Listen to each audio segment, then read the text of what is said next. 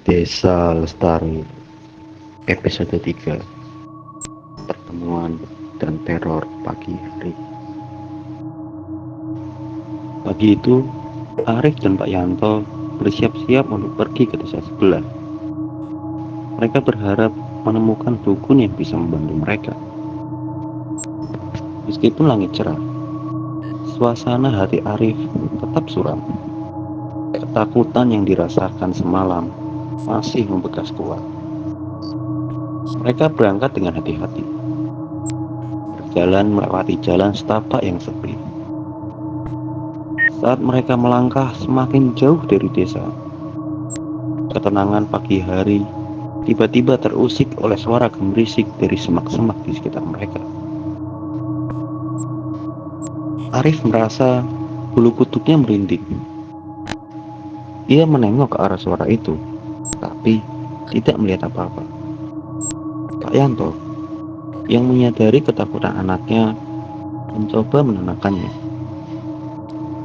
"Tenang nak, itu mungkin hanya binatang kecil," kata Pak Yanto sambil tersenyum menenangkan. Namun, ketenangan itu hanya sementara. Tak lama kemudian, Arif melihat sesuatu yang mengerikan di kejauhan. Pocong. Sosok itu melayang pelan, tampak lebih nyata di bawah cahaya pagi. Wajahnya yang pucat dan matanya yang kosong menatap langsung ke arah Arif. "Kita harus cepat, Pak. Pocong itu ada di sana," teriak Arif dengan suara gemetar. Pak Yanto menoleh dan melihat pocong itu. Ia menarik napas dalam-dalam, berusaha tetap tenang. Mereka mempercepat langkah, berharap bisa segera sampai di desa sebelah.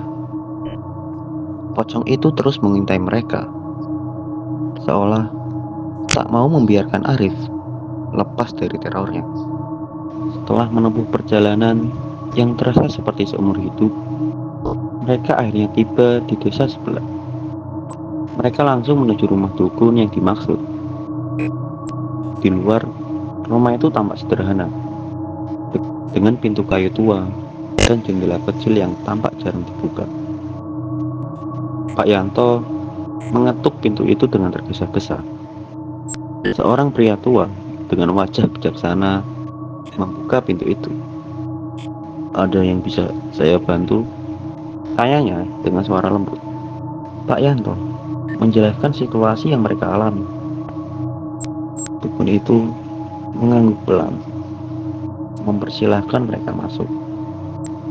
Mereka duduk di ruang tamu yang sederhana, dikelilingi oleh berbagai benda mistis dan ramuan tradisional.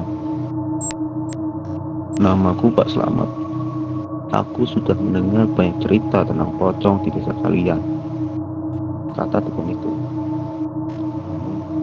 "Yang kalian hadapi ini berbeda. Pocong ini memiliki dendam yang sangat kuat," jelasnya. Arif menceritakan semua yang dialaminya, mulai dari teror di malam Jumat hingga pocong yang terus mengikutinya bahkan di pagi hari. Pak Slamet mendengarkan cerita Arif dengan seksama, sesekali mengangguk-angguk. Setelah mendengar semuanya, Pak Slamet berdiri dan menatap Arif dengan mata penuh pemahaman. "Aku mengerti situasimu. Nah, sayangnya, aku tidak bisa membantumu melepaskan diri dari cengkraman pocong itu. Dendamnya terlalu kuat. Dan hanya orang yang menjadi sumber dendam itu yang bisa menyelesaikannya." Arif merasa jantungnya berdegup kencang. Harapannya yang semula tinggi seketika runtuh. "Jadi, tak ada yang bisa dilakukan?" tanyanya dengan suara bergetar. Pak Slamet yang menggeleng pelan berkata, "Kamu harus menemukan sumber dendam pocong itu dan menghadapinya. Hanya dengan cara itu, kamu bisa membebaskan dirimu." Arif dan Pak Yanto saling memandang dengan perasaan campur aduk. Mereka tahu bahwa perjalanan mereka masih panjang dan penuh bahaya. Mereka harus mencari jawaban di tempat lain dan menghadapi kebenaran yang mungkin lebih mengerikan daripada yang bisa mereka bayangkan.